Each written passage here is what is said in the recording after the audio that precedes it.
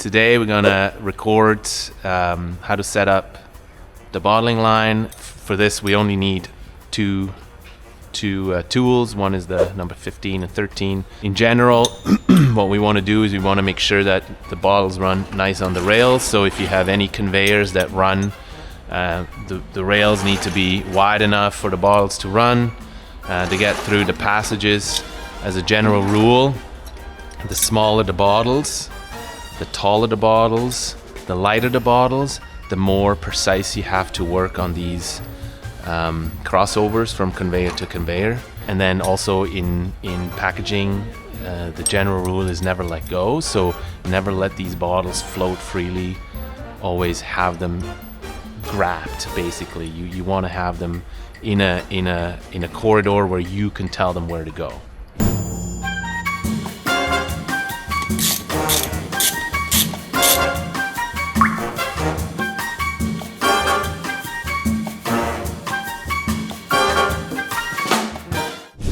So this is easy to change the width. We can open these and we can run them. In this case, we're just gonna make sure that here the conveyor is wide enough for this to go through. Bottle comes through, runs in. The first thing we do is we need air to the system. When we set all of these up, we have to open and close these different gates and holders manually, and we can do that on our control panel. And the control panel has jog functions, so you can see rinse jog, a clamp jog, and you can see it manually goes on and off, and that is true for all of them. You have a screen for pivoting, you have a screen for rinsing, you have a screen for the gates, which is the closing gate and the open gate, and then you have system settings where you can say how many bottles do I let in. We have a sensor that counts the bottles. The functionality is basically it counts the bottles in. Right now we have 12, and once 12 are through, the in gate closes. There's a certain time that it takes for them to all index in. Then the clamp closes. Then we pivot. Then we start rinsing. We let it drip. We pivot back. Clamp opens, and exit gate opens for a certain amount of time to let the bottles out. That closes again. At the same time, this opens. New bottles come in, and we start the whole process from new.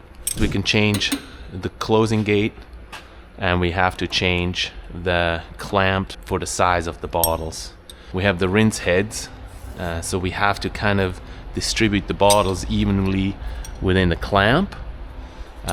So we're going to go ahead and just loosen the bar, which is two number 13s here. I'm going to open that up, make sure the bottles are in. I'm going to leave enough space for these to index in properly.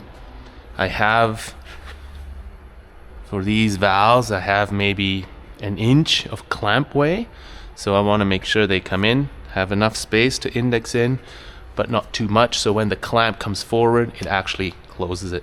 And so now my end gate is set. I can see here that there's a gap here, so that's good. My bottles will stop, and then they will start the tip and the rinse. And so to do that, I go to rinse system, system. So jaw clamp. So I'm gonna go ahead and do that. That clamps my bottles. That's on the system. And then I jog forward. There we go. And now I can go ahead and I can adjust my sprayers. 1, 2. So I'm just gonna pivot this back. So we have jog forward and jog reverse. I go back to my system. I open that clamp. I'm gonna run one more bottle in. I jog my clamp again. I jog forward again. I can adjust my last little thing. And then if we have water in there, we can actually go back to system, and I can jog my rinse.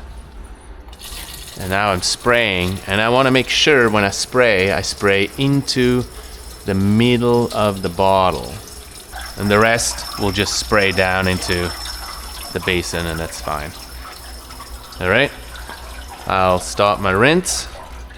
I go back to my pivot, I reverse it, I come back. If I go to my main system, I need to reduce now my bottles from 12 to, so we have 9 bottles. So now we have the mechanics set up. Now we have to set up the sensors and the timing.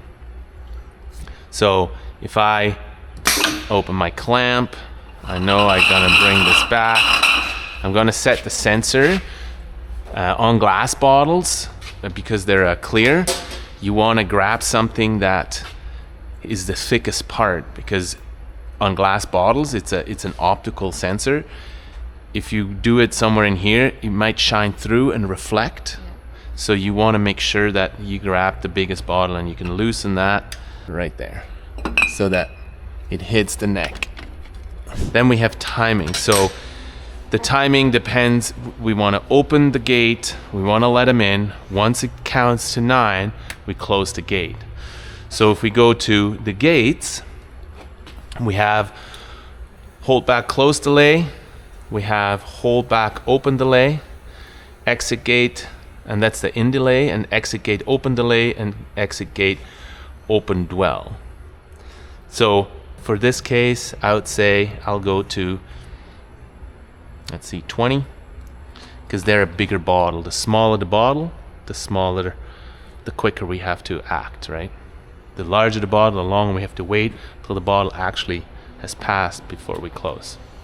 And it also depends the distance of the sensor and the gate. So it basically determines how much gap will be in between the bottles that travel through, and in that time I have to close my gate. So the bottles evacuate out and the new bottles come in, and I can extend that time, which makes that gap bigger, which gives me more time for this time to close.